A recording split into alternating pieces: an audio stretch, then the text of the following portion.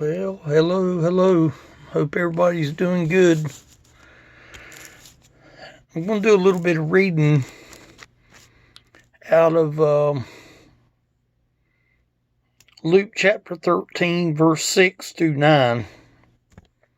Luke chapter 13, verses 6 through 9.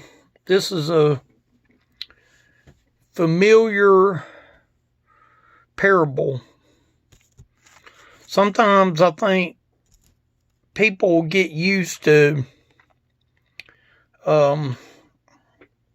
reading parables, and they're able to say, oh yeah, I heard that, but then they don't really study it because they've seen it so much. And but this is very familiar. Let me go ahead and read it. We'll get into a little bit of the history before we get done. He spake also this parable: a certain man had a fig tree planted in his vineyard, and he came and sought fruit thereon, and found none. Then said he unto the dresser of his vineyard, behold, these 3 years I come seeking fruit on this fig tree, and find none. Cut it down. Why cumbereth it the ground? And he answering said unto him, Lord, let it alone this year also, till I shall dig about it and dung it. And if it bear fruit, well. And if not, then after that thou shalt cut it down. Jesus had been talking to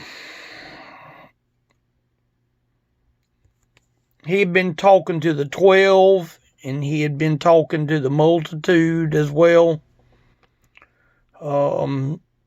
He uses a story we all can learn from.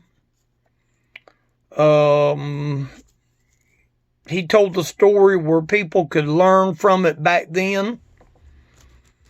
And he also told the story of how that we could learn from it today. You know, the Bible applies so much to today. And a lot of people don't really believe that, but I believe it does. I believe people back then is the same people that there is today. I don't think people's any different from what they was back in the day of the Bible than they are today. If you want to figure something out, you study, you seek. We're looking here at a fig tree. Now, I got my paper right here. We're looking at a fig tree, and you know, a fig tree, this might sound a little bit crazy, but a fig tree, to me, is a picture of the church. It's a picture of the overall church. We all fit into this story that we just got finished reading. Now, the church can be the corporate church, the people that are in the church. And you notice that it said a certain man had a fig tree, and he also owned a vineyard. God owns the vineyard of the church. If you stop and really go back and examine that, a parable is actually telling you a story. And just like when it says up here, a certain man, well, he was telling basically a story. It wasn't all that important that Jesus used the man's name. It was just a certain man. Could this have been a real life story with a real life man, with a real life vineyard, with a real life fig tree? I'm sure that it possibly could. But God has ownership of the vineyard. The fig tree is actually planted in this vineyard. Now, I always thought of a vineyard as being a place of where it grows grapes. And you have like a grape orchard. And along the edge or along the corner or maybe near where the man lived, he also had a fig tree. It was probably not hindering his orchard that he had. The Bible says he only had one tree. It only indicates that there's only one tree. Could there be more? I guess it could be. But it indicates that there's one tree. If the fig tree is a picture of the church as a whole, then God owns the vineyard. We all are, how would you say, we all are fig trees. Now here's what I wrote down. He sought fruit back then. Now when the Bible was written, the man that owned the fig tree wanted something off of that tree. He didn't want just leaves. He wanted fruit. He didn't want just a make-believe tree. He wanted a real life tree. He sought fruit back then. And you know what? He seeks fruit today. He's seeking fruit from you and I today. He sees us as trees too. Some trees are good to just have leaves and no fruit. Some trees are just firewood. I hate to say it. This tree here probably looked like it was somewhat dead. Could there have been green leaves on that tree? It could have very well been.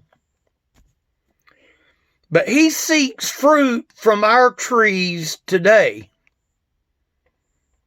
Not only does he seek fruits, he sees us as trees as well.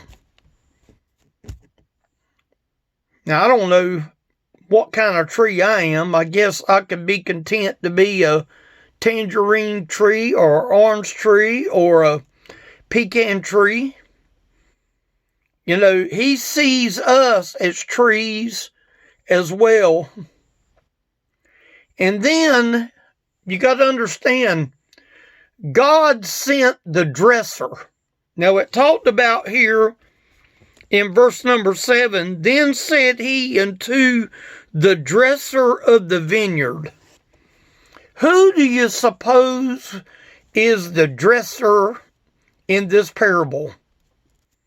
Well, if God is the one that owns the vineyard, and God is the one that sees the trees, who's the one that God sent to the earth? Jesus Christ was sent to the earth. The Bible says that he was on the earth in his ministry for about 3 years. God sent the dresser.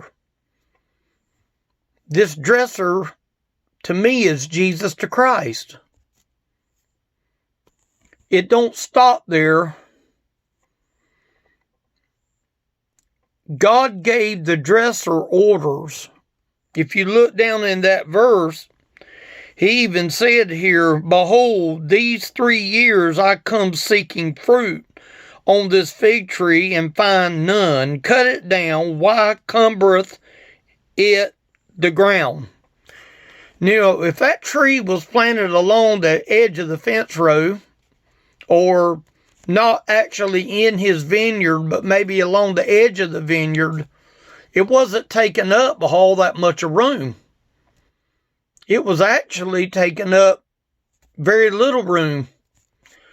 But do you suppose that maybe God sees our trees and he sees our lack of fruit?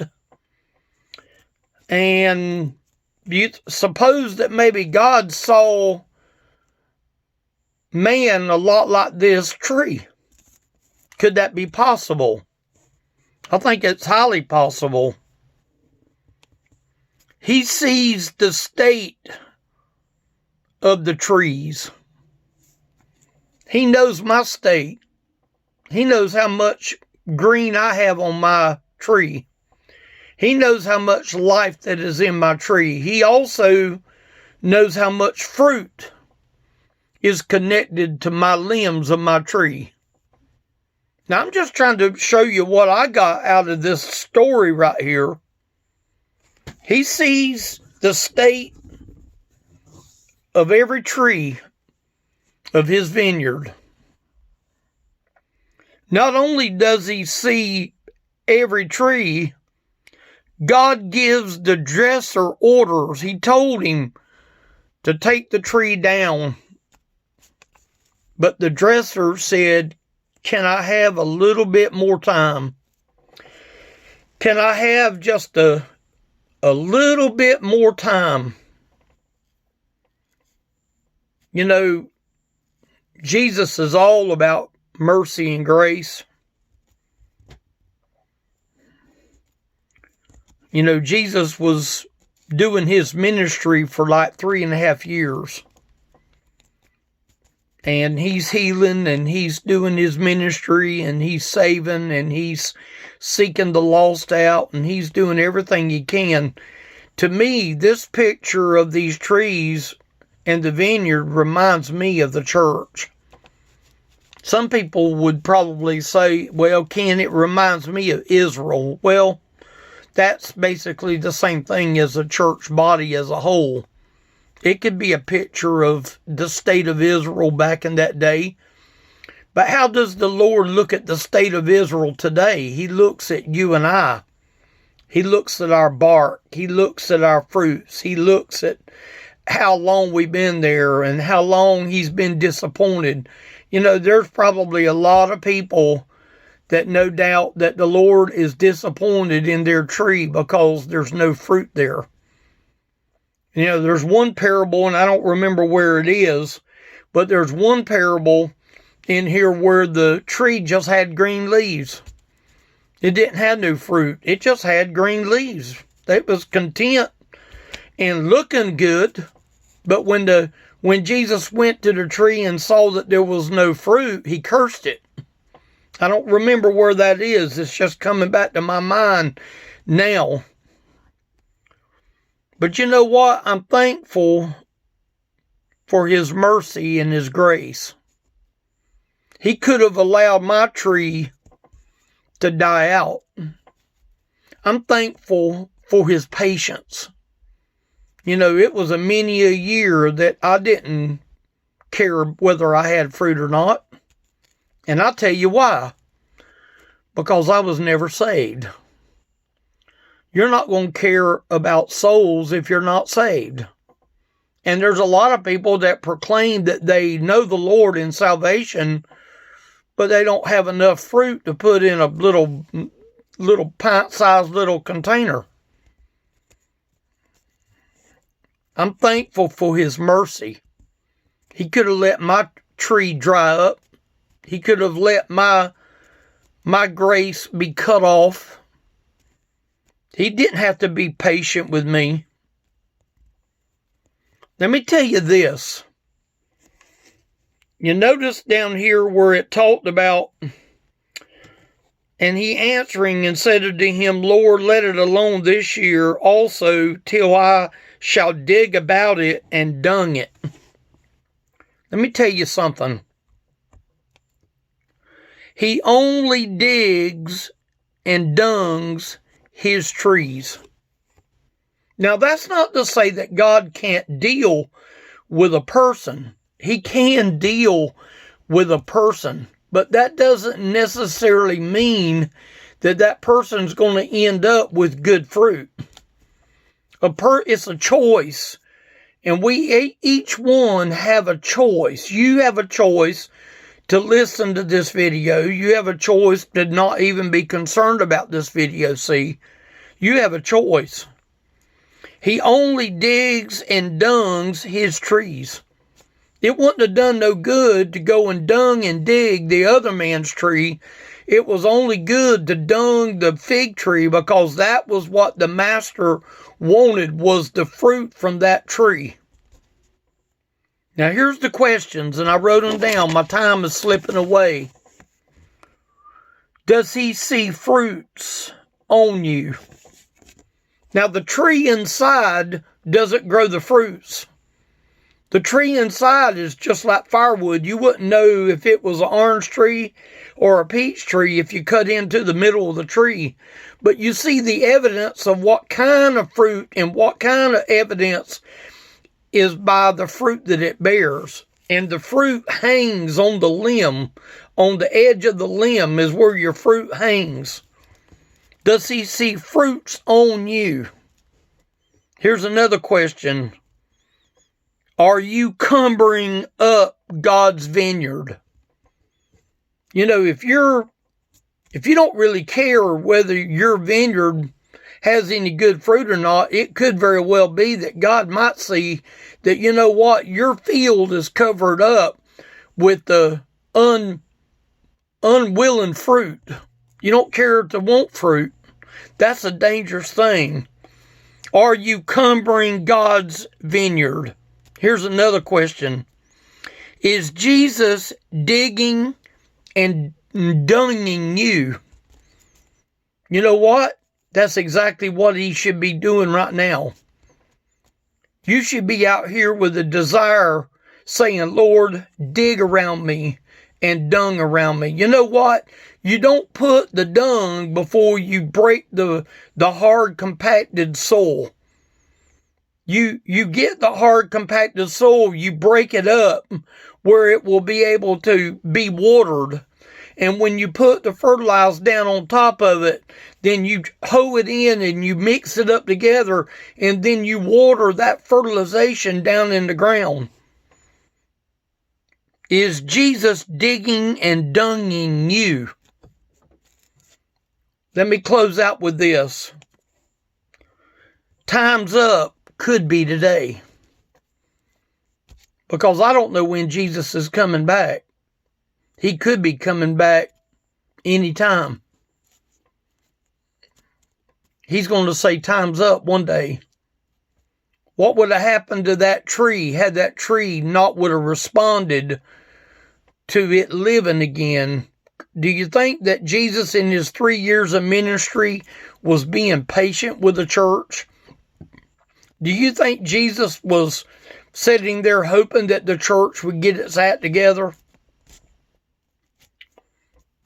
I think that's exactly what he wanted to do. He wanted to get people to see their need for him. I hope that you know him today. Time could be up, and it could be today. Thank y'all for watching.